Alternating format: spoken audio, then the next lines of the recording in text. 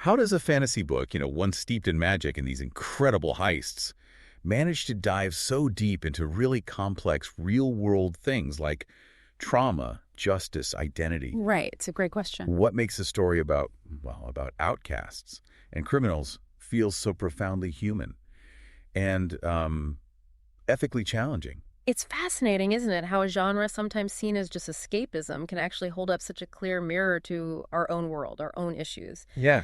The best stories, really, no matter the setting, they tap into these universal truths that just resonate. Absolutely. And today we're taking a really close look at Leigh Bardugo's Crooked Kingdom. It's the conclusion to her Grishaverse duology, and it's just captivated so many readers, young adult, you name it. It really has struck a chord. So this isn't just about, recapping the plot. It's about how Bardugo crafts this narrative, how she entertains, challenges, and really engages you emotionally. We want to pull back the curtain a bit on her techniques. See what makes it tick. And just so you know, you are experiencing a unique two-host AI conversation powered by Google's NotebookLM, designed for, deeper, more dynamic book analysis like this. Exactly. We're not just skimming the surface here. Okay, before we plunge into the grit of Ketterdam, let's set the stage. Every great story needs a storyteller you trust. Yeah, definitely. Ethos is key. And Leigh Bardugo, she's certainly earned that trust. Critically acclaimed, award-winning YA fantasy author. Yeah, she has built up incredible credibility. Her expertise isn't just in dreaming up fantasy worlds, but filling them with characters that feel incredibly real. These character-driven plots are her signature, I think. That's so true. So when you pick up her book, there's this sort of unspoken promise, isn't there? That you're in for something immersive, something well-crafted. Absolutely. You trust you're in good hands. And Crooked Kingdom itself, published back in 2016, the sequel to Six of Crows. It wraps up this duology set in her Grishaverse. Which is already this established, rich world, from her previous novels. It's got political intrigue, different cultures. It's sprawling. So readers aren't just stepping into a brand new story cold. Many are returning to a world they already know has depth and complexity. Right. They come in with expectations about the magic, the Grisha, the politics, the danger, all of it. So who is this book really for? Primarily, young adult readers, maybe 13 to 25. People who love immersive fantasy, diverse characters, stories with some moral weight. For sure. But it definitely punches above that weight, doesn't it? It really does. The sophistication of the themes, the intricate plotting of the heist itself, the sheer skill in the writing, it grabs adult readers too. That whole heist-caper structure has wide appeal. Yeah, it's got layers. So what do you think Bardugo's main goal was here? Beyond just, telling a cracking story. What's the purpose? Good question. I think it's layered too. She wants to entertain, obviously, but also to challenge, definitely, and to forge a real emotional connection. The story itself, it picks up after this massive heist following this crew, the Crows, these marginalized young outlaws in Ketterdam, and they're dealing with betrayal, trauma, shifting alliances, all while trying to get back some control, some justice. The tone hits you immediately. Yeah. It's urgent, right? Suspenseful, but also incredibly emotionally resonant. It is. She manages to balance this sharp wit, this deep pain, and these little glimmers of hope. It reflects how complex the character's own struggles are inside and out. That tonal balance is tricky, but she nails it. It can be dark, funny, heartbreaking, sometimes all in the same chapter. It keeps the story from getting bogged down, even with heavy themes. Okay, let's unpack that emotional depth a bit more. How does she make these characters feel so real? You care about them, right? Even Kaz, who makes some pretty ruthless choices. Oh, absolutely. She makes you empathize deeply with this diverse, flawed, but incredibly resilient crew. How does she do it? Well, I think a big part is that each one carries a really significant past, often traumatic.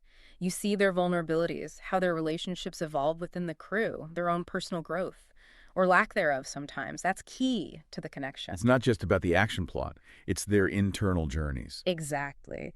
And she uses such vivid sensory language. It really heightens the impact. Moments of loss or triumph or even just quiet defiance, you feel like you're right there. You were completely immersed. Okay, so we have this deep emotional connection, but it's still a fantasy novel. How does she maintain logical consistency? How does it feel, believable within its own rules? That's crucial, isn't it? Despite the magic and the fantastical setting, the plot in Crooked Kingdom operates with this remarkable internal logic. It really does. Like the planning for their schemes, the heists. Exactly. It's so intricate. Every move, every counter move, it follows a clear cause and effect. It's not just random things happening. It's all meticulously plotted out. Which makes it so satisfying when it works, or devastating when it goes wrong. And it's not just the plot mechanics. The world's rules, the magic system, the politics, the economy of Ketterdam, they're consistent. If suddenly the rules change for no reason, the whole thing would fall apart for the reader, wouldn't it? Yeah, the suspension of disbelief would just vanish. Her detailed world building makes even the impossible feel plausible within that context. So it's not just cool magic for the sake of it. There are rules, consequences.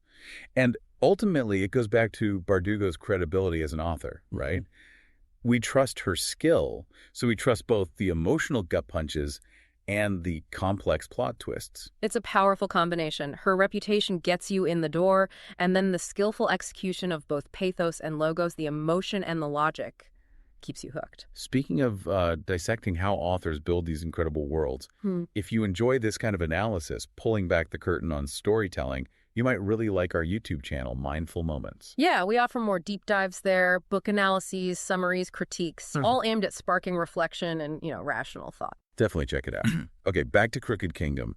How does Bardugo actually structure this narrative, scene by scene? Well, one of the most effective choices is using multiple perspectives. Right. We get inside the heads of Kaz, Inej, Nina, Matthias, Jesper, Wylan.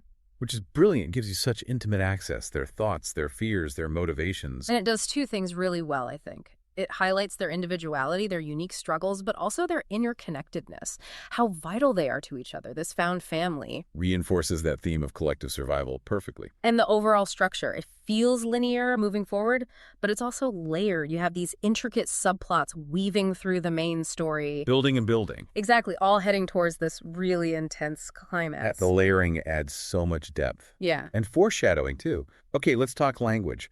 Her style. Oh, yeah. Her diction is so precise, evocative, and it's character-specific, isn't it? Totally. Kaz's dialogue is sharp, clipped, calculating.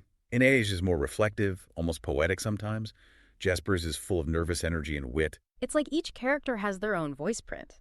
And the syntax, the sentence structure, it shifts too, matching the mood, the pacing. Short, terse sentences in tense moments. Then more slowing lyrical passages during moments of reflection or description. It guides you through the emotional ups and downs. She also uses figurative language really effectively.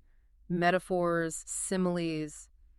They're not just decorative, they deepen the themes. Like how Ketterdam's criminal underworld, the Barrel, is often described as a labyrinth. Exactly. It's both a physical maze and a psychological one, mirroring the characters' internal struggles, the moral complexities they're navigating. That connects to the moral ambiguity too, doesn't it? Yeah. She uses juxtaposition a lot, contrasting that ruthless criminality with these surprising moments of tenderness or loyalty. Yeah, or personal vengeance versus seeking some kind of larger justice.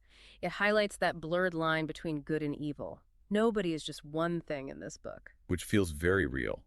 And she uses humor, that dark, witty humor, especially in the dialogue. Oh, the banter is top-notch. It adds levity, sure, but it also sharpens the character dynamics, reveals relationships. Crucial for balancing the tone, like we said earlier. And maybe quickly mention repetition, motifs like no mourners, no funerals. Ah, yes. That becomes their mantra, doesn't it? Reinforces belonging, defiance, what binds them together. And she even weaves in occasional allusions, hints of real-world contexts, which just adds another layer of texture to the world, grounding the fantasy slightly. So all these techniques combined, they create this incredibly immersive experience. It really speaks to the intended audience and beyond. Definitely. It draws you into this complex, dangerous, but ultimately compelling world. So thinking about the overall impact then, did she achieve her purpose? Did she deliver? Oh, I think absolutely. It's a gripping, emotionally rich conclusion to the duology.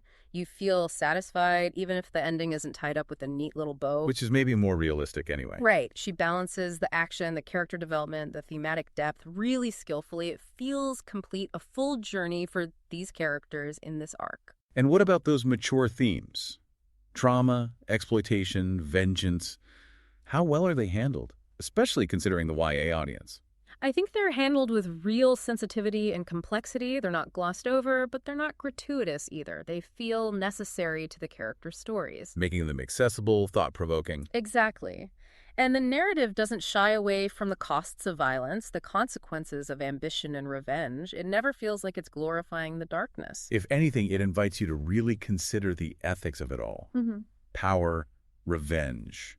No easy answers are given. Which encourages that critical thinking we value. It makes you engage with the moral questions yourself. Yeah, you really think about the choices they make, what you might do. Now, are there any, limitations, things readers might find challenging? Well, some might find the pacing quite relentless at times. It doesn't let up much. True. And maybe juggling all those perspectives can be demanding for some readers initially. But I think it pays off. I agree. And as we touched on, the fact that not every single loose end is tied up perfectly. Yeah, but that feels like a deliberate choice, doesn't it? Reflecting the messiness of life, especially for young people figuring things out, it adds realism, strangely enough. It does. It avoids that overly neat, sometimes artificial feeling you get when everything is resolved perfectly. Precisely. So ultimately, Crooked Kingdom is just incredibly effective. It deepens the characters, expands the world, delivers this thematically resonant conclusion. Its success isn't just the twists or the heist, but its ability to make you feel empathy, to provoke thought, and to celebrate finding community even among society's outcasts. A masterclass, really, in engaging storytelling. Okay, so as we wrap up, here's something to think about. In a world where good and evil blur so much, how do we define justice? What does it truly mean to find your family, especially among those society pushes aside? Crooked Kingdom doesn't just tell you a story. It asks you to wrestle with these big questions. Powerful ideas that definitely linger after you finish the book. They really do. Now, for more in-depth analysis like this, and to keep fueling your rational thought, click the link on screen for the full book summary. Don't forget to subscribe, share, maybe purchase the book via the link if you haven't read it, and always think rationally. Stay curious. See the many genre-based book podcasts at Mindful Moments. Nourish your mind on the go.